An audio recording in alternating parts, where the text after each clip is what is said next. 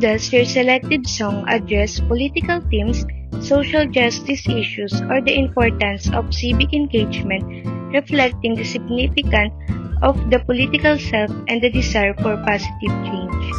The song Piliin Mo ang Pilipinas is a display of the beauty of the Philippines and the love for the motherland. It addresses that when it comes to political theme, this feeling is important in political awareness, where we as citizens become more active and aware of the issues facing our country.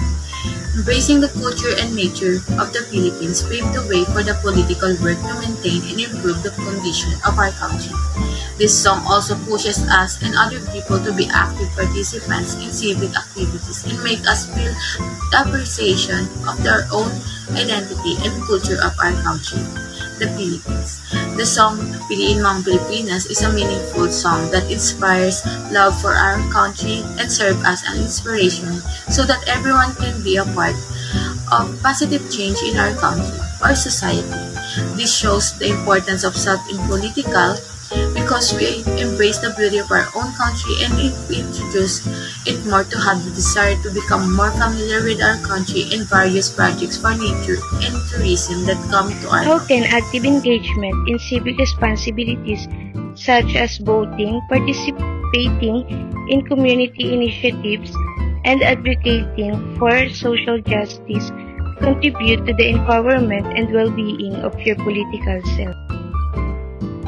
Being engagement in civic responsibilities is helpful because it is a concrete way of showing love for the Philippines, which is the message of this song, Piliin Mo ang Pilipinas. This also not only strengthens our political self but also in the whole country. By working together for the good of all when it comes to voting and participating in community initiatives, it helps to maintain the beauty and prosperity of our country and shows the love and dedication to the country that is emphasized in this song. This song emphasizes the appreciation of our nature and community. As for the political self, it supports the strengthening of our own country.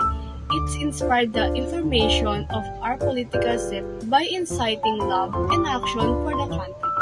This holistic development not only empowers an individual but also strengthens the democratic fabric of our country.